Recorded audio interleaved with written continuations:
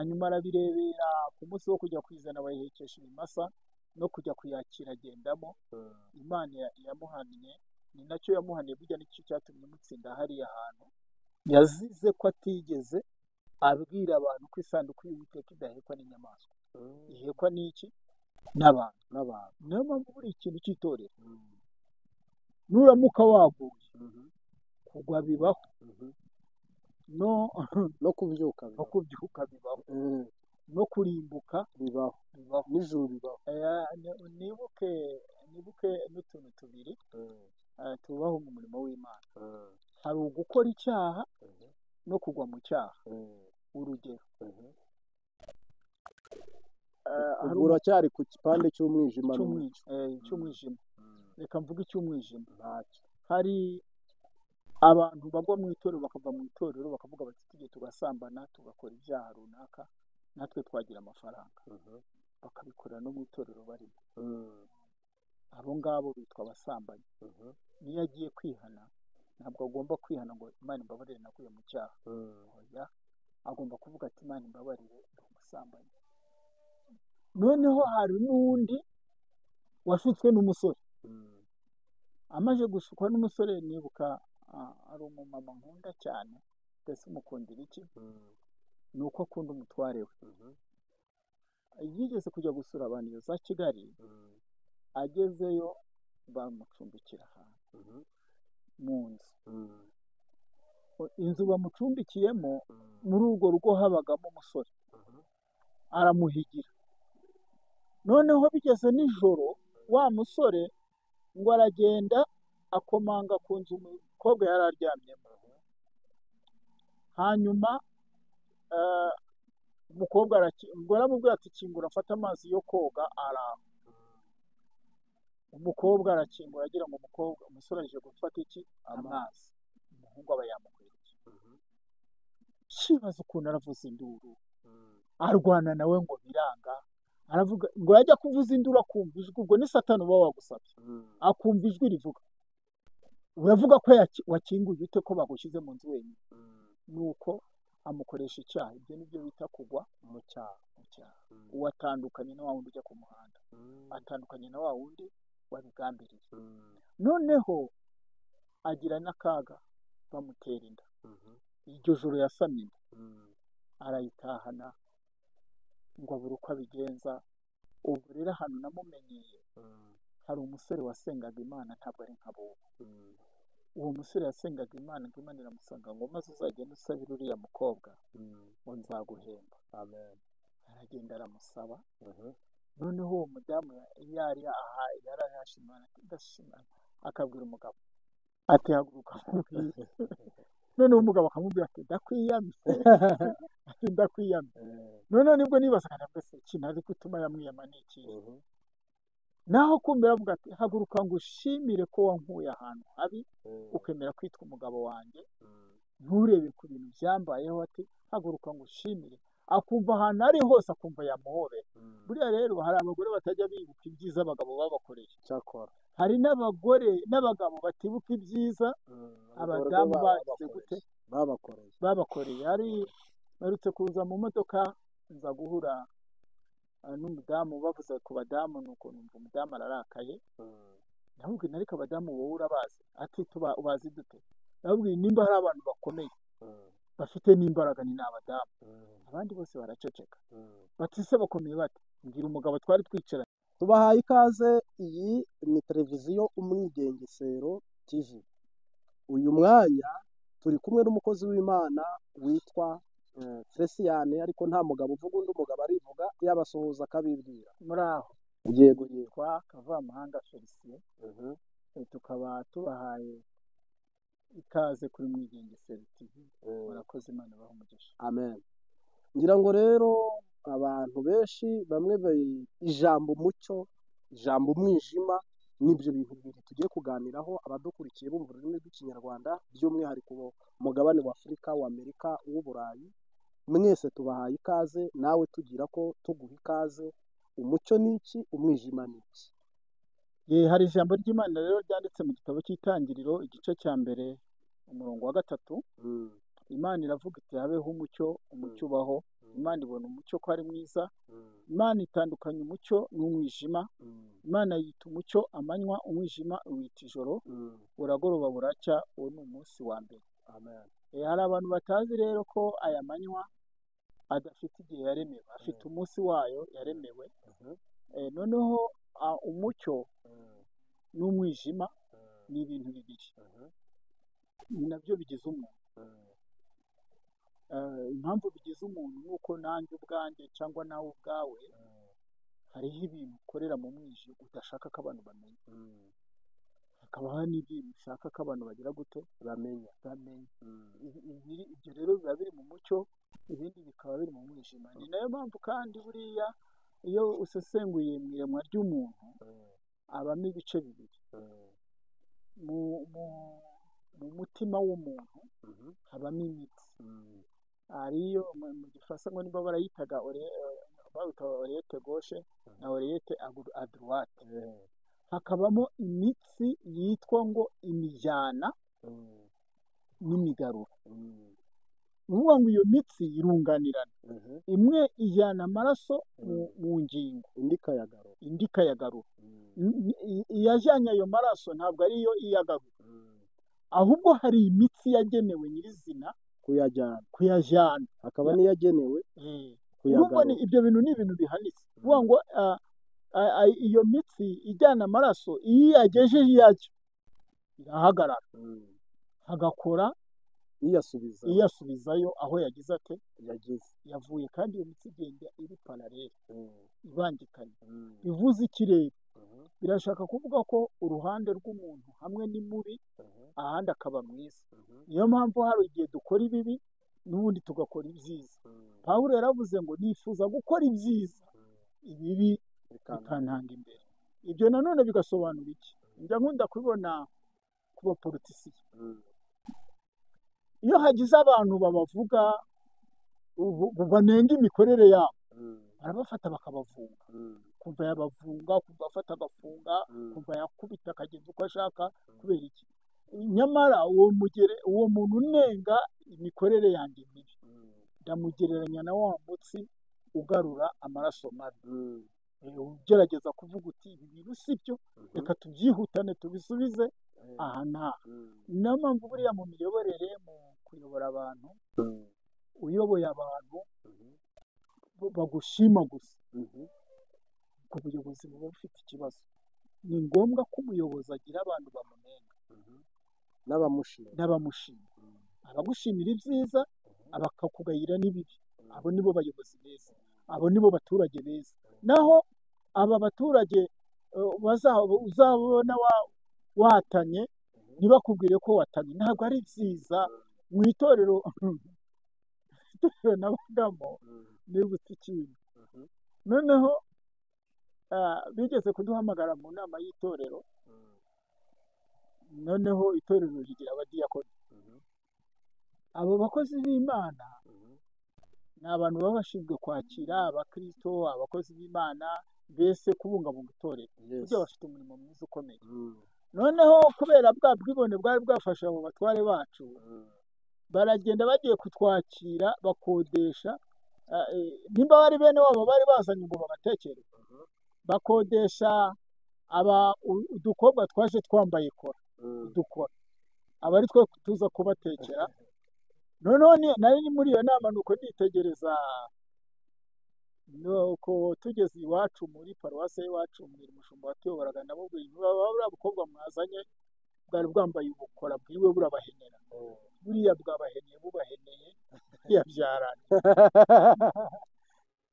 Icyakurikiyeho ni iki rero mwene data? Uwo mwaka niho abashumba bavuyeho. Ni ukuvuga ngo yangaga umuntu umubwira ibintu bibi. Ni ukuvuga ngo yashaka kuvuga ati twabonye udukobwa twiza twaje twambaye ubusa, wenda tumeze gutya na gutya gutya na gutya. Ni nabyo nahoze mvuga, buriya umurimo w'Imana mwene data uzawitondere. kandi umuntu uzi gukora umurimo w'Imana ntawukore bimubereye icyaha. Burya ngo nimba Imana igutegetse gufasha umukene ntumufashe, bikubereye icyaha, kuko umuntu ategetswe gukora imirimo myiza. Buriya hari umugabo bitaga Uza, aha yari yarize ibintu by'ubutambyi, hanyuma ngo bagiye kuzana isanduku y'Uwiteka, iyo sanduku bategura ko ibimasa bizayiza, kandi yarize ko idagihekwa n'ibimasa. Ndamubwira nti washobora gutwara inda ukayitwika amezi 9, wayiguha n'imisiri waba utayikuyemo? Imodokari yose iraseka. Rero nshuti y'Imana, mu ruhande rwa ya mitsi twavugaga, umuntu agizwe n'umwijima akagirwa n'umucyo, ariko biba byiza mu mwijima abantu bararuhuka bagakoramo imirimo mike, ariko mu mucyo hakagaragara imirimo myiza myinshi. Iki kiganiro nkivuze nshaka kuvuga ko nerekeza ku twebwe abantu bayobora amatorero cyangwa se bayobora abandi, baba abo bo bose, baba abo muri leta, ko ari ngombwa guhura n'abantu bakurwanya, kuko abo ngabo nibo bafite umumaro kuruta abakumva ku buzima bwawe. ku buzima bwawe, batuma udakora ibibi cyane. Kandi iyo abantu bakurwanya ugerageza kujya mu ruhande rwabo, kuko ntabwo uzi se ko Yesu yasize izarishirizaga hamwe akajya gushaka imwe. 99. Imana rero ibaha umugisha. None kandi tukiri Imana aho, ibagirire neza. amen, tukiri aho uravuze uti hariho kugwa mu cyaha gusa no gusitara, hakabaho no kugwa mu cyaha kigambirirana. Uguye mu cyaha yabigambiriye, ni ubuhe butumwa wamuha? Mbo kugira ngo umuntu agwe mu cyaha yabigambiriye, hari umugozi umanza kwambara w'ibitekerezo. hari n'igihe umuntu agwa na pura yo kubikora. na pura yo kubikora. Hari n'igihe hari n'abakora icyaha bashaka kwirwanaho no kwirengera. Natwe kenshi byagiye bitubaho mu buryo bwinshi butandukanye. Genda ukaburara ukajya kuri botike uti nkope ejo ndayafite, kandi uzi ko ntayo, ejo nzahayagura. icyo ni icyaha cyo kwirwanaho. Ariko ibyo byaha byose isabune y'abameshi ifitwe na Kristo, arabitubabarira.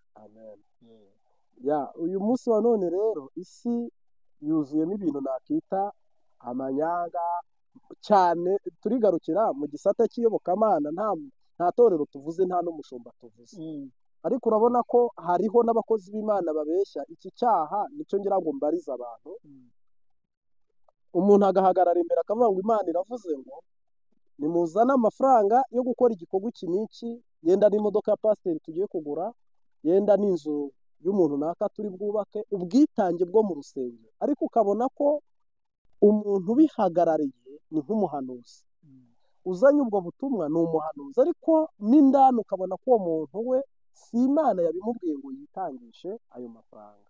N'ibyo ayo mafaranga agiye gukora si inyungu nk'uko birivuga ngo amaturo akora ibi n'ibi, biratandukanye. Abo bantu bazababarirwa, bazihana, babikora babizi. Hari umwuka w'ubugoryi uba muri twebwe mu bayobozi bake, niko nabivuga. Ubundi tumenyereye ko ikigoryi ari ikintu kitazi ubwenge, cy'ikirimarime, kidatukana, kibera aho ngaho cyo kurya gusa. Ariko hari umwuka w'ubugoryi ufata abantu. Umuntu ari mu itorero, ari guhembwa 1.5 miliyoni. Uwo ntabwo ari umukozi, uwo si umukozi w'Imana, ni umukozi w'idini. Noneho rero wa mwuka w'ubugoryi mvuga, akongera agashaka na wa mupfakazi utagira inkweto ngo namugurire imodoka yo kugira gute, yo kugendamo. Ujya ni umwuka w'ubugoryi. Yakagombye kujya muri kredi, agafata umwenda kuko afite amafaranga azagira ate, azishyura, akagura imodoka atarinze guteza abantu ibibazo. Ni naho bamwe nagiye mbabona zihinduriye imirishyo mu itorero, babambuye imodoka, ugahora nabo bari n'amaguru moto se yashobora kuyigurira ku bushobozi. Hari igihe umuntu aba yarapfuye no mu mutwe, yarapfuye. Hari ukuntu umuntu yangirika agapfa cyane n'indani. Muri iyo mipfire ye niho apfa, agapfa neza, ntabe yagira ubwo bwenge. Ntabwo ibyo bintu byo kuvuga ngo umuntu yagurirwa imodoka, icyo akora adahembwa yakayiguriwe kugira ngo ibashe kumwihutisha. Ariko nimba umuntu ari gukorera umushahara akaba ahembwa 2 miliyoni, akaba kuri konti ye ku kwezi hazaca amafaranga, bakamugurira n'imodoka ku ruhande, bakamugurira ntabwo ari byo, bakamuha n'inzu yo kubamo, ntabwo ari byo, ntabwo ari n'abana b'itorero bikabishyurira ntabwo ari amashuri, byo, bakagombye kurirwa n'imishahara no mu rugo bakamuhahira ibyo kurya no kunywa, ubundi ibyo depase byabagaho, zose. ibyo twabikoraga cyangwa se aho mbizi byabaga ku bakozi b'Imana, twajyaga tunabahingira, tukabahingira tukikora, tukajya gatanga guhinga, umubyizi. amafaranga yaba y'amaturo baturaga, inama ya paruwasi yarateranaga bakayavugaho, bakavuga bati bunaka, mwarimu agatanga raporo akavuga ati dufite abakene aba n'aba, bakabafasha, dukeneye ku rusengero dufite ikibazo iki n'iki, bakavuga bati turabaha isima ingana gutya na gutya, igihe kigeze rero amafaranga bayakubira mu mutemere umwe, hazaho no kugura izo modoka, hazaho no kugena ibyo ngibyo byose, ariko ntabwo ari byo, si ukuvuga ko abakozi b'Imana batakwifurizwa ibyiza, ariko se nimba umuntu ahembwa amafaranga kuki atakwigurira imodoka? Si uko se? Noneho ikibabaje, hari abigeze batuyobora, umwe tujya mu nama, umwe arababwira ati niba umuntu wigisha muri pirimeri afite diporome y'amashuri aya n'aya, ahembwa amafaranga aya n'aya, wowe waratahiye mu mwaka wa gatatu wa pirimeri, ngo ufite umuhamagaro ngo wowe ukuri umushumba, ukaba uhembwa 100,000, uratekereza ko ibyo bintu bitazabahinduka? none ari guhembwa n'ibyo 100,000 ntanagire n'akenge ko kujya kwiga no kwizigama, ngo ajyanirane n'isi, ubundi si igenda yihuta uko kandi yihuta inahinduka. ibara yari ifite 2024 si ryo ifite 2025. ni nayo mpamvu buriya hari abantu b'abacuruzi acuruza ibintu akumva ngo nibyo azakomeza acuruza, ntamenye ko ibintu byahindutse. Abadukurikiye kuri Mwigengesero TV, kanda subscribe, ukore link, ukoreshe iki kiganiro n'ikikubera cyiza, Imana iguha umugisha. Uyu mwanya rero hari abavugabutumwa badukurikiye, abapasitoro badukurikiye, imisiyo nk'iyo yahagarara yo kuvuga ubutumwa bw'ubugoryi nk'ubwo wari uri gusobanura? Oya, ntabwo yahagarara, izakomeza iminsi yose. ngira ariko watwumva arimo umwuka w'Imana yarekeraho kwaka amafaranga kandi azi ko ayafite. Ntabwo bazido buriya umuntu aba afite umugozi yaziritswe, ntabwo bashobora kubireka keretse Imana yo mu ijuru yabagendere, kandi no mu gihe cy'intumwa bariho abakonikoni, uzi ko hari uwo wigeze kubwira Petero ngo bagure impano? Bariho, burya ari mu rusengero, ntabwo bazacika kugeza Kristo agarutse, bazaba bakiriho, ariko abafite umwuka w'Imana barabona. Kuko nawe se ntujya ubumva bavuga ngo barasaguza bagasatagura ngo bagashwanyaguza ngo ibyase bakayishyira. Hari umuntu nigeze gusengera wepfo za Gisenyi, yari yaje mu rugo, noneho arangije, twari abantu bane, arangije ati ndashaka gutanga ituro ry'ishimwe. Ese kubera iki? Arambwira ati rero, ati wacu iyo umuntu agusengeye atutanga ituro ry'ishimwe, ndamubwira nti hatari mu rusengero se? Hatoya turiho wagusengeye, noya nujya gushima Imana uzayishimire mu rusengero, nibwo amasengesho y'umwuka wera akora. Amen. Nubwo turabayoboye rero, ngira ngo babyumvise abari badukurikiye, twerekeza ku musozo, twabwira abantu ko umwuka w'umwijima ukibaho, ariko n'umwuka wera ukibaho, kandi bizagumaho kugeza itorero rizamuka. Twabwira abantu ko hari umuyoboro ujyana ibyiza udahagarara, n'ukuramo ibibi udahagarara. Ubwo rero Imana ikura abantu mu rungabanga, Eliya niwe wigeze abivuga, kandi ngo umwana wo kurimbuka nk'uko wabivuze ati Yuda ntacyo wamufasha, ariko nibura Petero wakimufasha kubwo kwihakana Yesu. Ikindi kandi abayobozi aba ari abayobozi bagakunde guhengamira mu beza gusa, ahubwo bajye bahengamira mu bantu babona ko atari beza imbere yabo, babe mu ruhande rwabo, kandi bisanishe bere gutakara. Urumva kuba abantu baratakaye, abo bantu birukanwe mu madini atandukanye, birukanwe batarizigamye, bari bafite amamodoka, bari bafite amamoto, birukanwa bari bafite abana n'abagore, bari bazi ko ubuzima bwubatswe bwanarangiye, babirukana babatunguye, kandi nta n'uwari uzi ko abantu mu rusengero birukana. Ariko twarabibabwiraga. Hari umushumba wacu watuyoboraga yigeze kutubwira ibintu, ndamubwira ibyo bintu ntabwo ari byo mushumba kuko bidahura n'ijambo ry'Imana. Namubwiye nti rero kubw'ibyo ni umwami yenda kubakuraho. Muri uko kwezi ntiyabyumva. Yabwiye abantu ko murwanya. Muri uko kwezi bavaho. Nyuma nibwo yampamagaye arambwira ati ariya makuru wari wayakuye. agira ngo hari umuntu wari wabikwiye. Ni ukuvuga ngo rero none se hari umuntu wari waguhaye amakuru? twarasengaga turasenga Imana iravuga. we yagize ngo rero ni hejuru. Dore n'ubu ngubu ubona ibintu byose ubona hano. Ubu nakubwira inti bizagenda gutya na gutya ku murongo. turasenga Imana, ugasenga Imana nijoro uryamye, Imana ikakuganiriza nk'uko turi kuganira, ikakubwira iti ngiye gukora iki, ngiye gukora iki. Gusa abahanuzi ngaya ni abajya kuri YouTube bakajya kumena amabanga y'Imana, bakayamenera n'abatakwiye kugira gute kuyumva, ariko n'abapagani bose bakayumva. Usanga umupagani ari kumva ngo ubuhanuzi atopikinga ubuhanuzi, yarangiza akanabuvugaho. Imana iravuga iti ngiye gukora iki, ngiye gukora iki. Ubu nakubwira ibintu byinshi Imana yagiye itubwira mu kiganiro. Babikire rero ku buryo ngira ngo rwose ibyo ni nabyo abantu bakeneye. Urabona ibyo twabyita se ko ubu ngubu ntabwo wahanurira abantu ku mugaragaro kuri YouTube. Hari ibyo nababwira n'ibyo utababwira.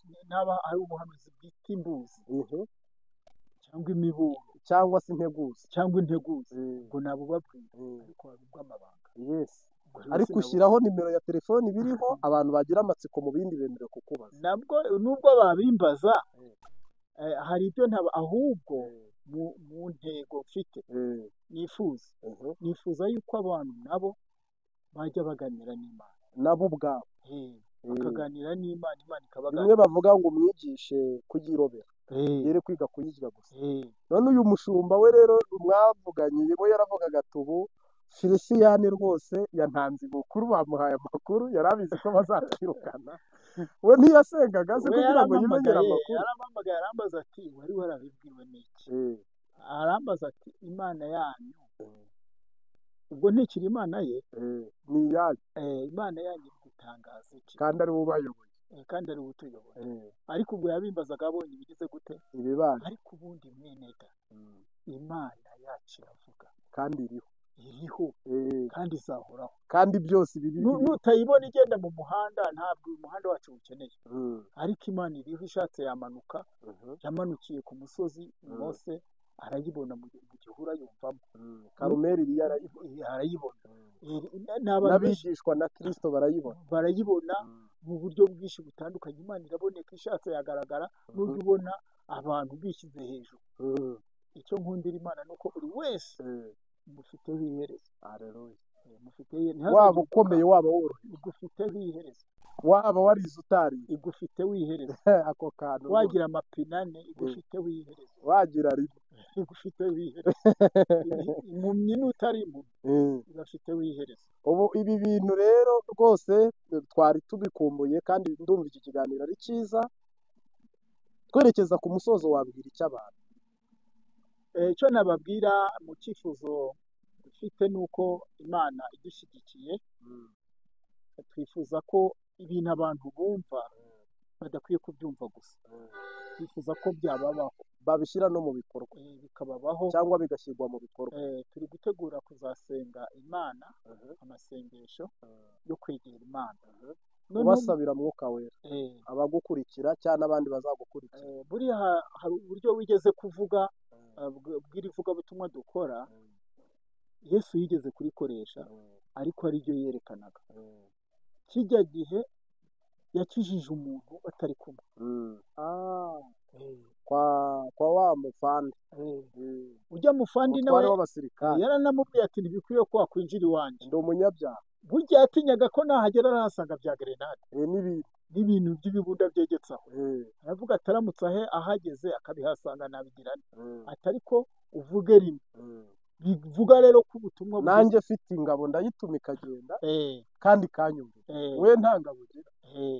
bivuze rero ko buriya hari uburyo ubutumwa bushobora kugenda mu muyaga, n'amasengesho akagenda mu muyaga, n'amasengesho agakora kuri telefone, kandi bigakora uko byakagombaga gukora. Imana iguhe umugisha. Amen. Mbese amasengesho dusobanukirwe cyangwa twumvise ko yaba imbunda yarasa mu mugabane wa Amerika utavuye aho, ukayishyira kuri mashine mu buryo bw'umwuka ukavuga uti ndi kurasa kanseri ihagaze mu muntu uri Washington aha nawe. hari akantu nigeze mvuga, hari umuntu wigeze kuva ngo mu kazi Muhanga, ari mu majyepfo, ageze hajya Nyabugogo yaratwaye imodokari agwa muri koma. Amahirwe abo yari atwaye ni uko yari yashyize muri poemol, yaza kuba wenda yakandagiye shitensi atarikuyemo agasinzira kari kuba. Abandi batera amahoni biranga. Abashinzwe umutekano nibwo bazaga babona yasinziye, barabayitwara bamujyana mu bitaro. Yamazemo ukwezi atumva. None ahantu natinyiye amasengesho n'ijambo ry'Imana, tugiye kumusengera uwo muntu n'icyubahiro yari afite, twibajije icyo turi bukore biradushoboye. Imana yaratubwiye ngo nibandike izina rye ku rupapuro, noneho turufungire muri Bibiliya. Bandika izina rye ku rupapuro, turushyira muri Bibiliya, turasenga mu minota 5. Baratubwira ngo arakangutse kandi nta kibazo agize afite. Ubwo rero wari uryamye wese, wari uryamye wese. Bivuze rero ko buriya amasengesho aho wayatuma ubundi aragenda afite amapine. N'ab'isi bajya babikora. Buno twicaye aho umuntu uri mu Bufaransa yakurura u Rwanda, agakurura iki gice duherereyemo, agakurura azuminga kuri kamera, akaturashisha drone. Birashoboka. Urumva ko n'ibisi rero yabishobora, Imana yo birenze kure. Ubwo budorone bwose wumva bicisha abantu ni uburyo Satani yakopeye mu ijuru. Muri ya mabombe baba ari abazimu kaviza indwara runaka ukoresheje amasengesho, Imana ikayikiza. Amen. Mbo twerekeza ku musozo rero, dushimiye abari badukurikiye kuri televiziyo Umwigengesero TV. Nawe ngira ngo wabashimira unasengera ubu butumwa bwiza, ubabwiye inkuru nziza yuko ugiye kuzashyiraho icyumweru cyangwa ukwezi cy'amasengesho, kandi bakajya bahaboneka, bakaza gusanga ibi bintu ari byo bikora binahari. Ubwo rero tubwiye abantu bose bari bakurikiye iyi televiziyo kumenya ko bishoboka, atari bya bindi bavuga ngo nkozaho ibiganza, bya bindi bavuga ngo ni ngombwa ko nkozaho ibiganza nubwo utamukozaho ikiganza, nubwo yaba atari kukureba, nawe utari kumureba, uwizeye yabona amasezerano. Imana ibaha umugisha rero, mpamya ko ari ubwo butumwa bwiza. Mwitegure, murahishiwe, mushonje muhishiwe, igihe kitarambiranye, ubwo mpamya ko bigiye gutegurwa, abantu kabafasha mu buryo bukomeye. Wasoza ubashimira, ubasengera, ubu butumwa bwiza bukageraho bugombaga kugera. Reka dusenga Imana. Amen. Mana yacu, turagushimiye ko tubashishije tugashobora kuvuga ku ijambo ryawe. Dusengera amatwi azabyumva, turasabira umugisha, kandi wugurure imitima y'abantu, ubahe kwakira neza ijambo ryawe. Fashe abakozi bawe aho baherereye bose ku isi, kandi abantu bose bakijijwe ubirukaneho umwuka wo kwigaya, ubakomereza amaboko mu izina rya Yesu. Amen.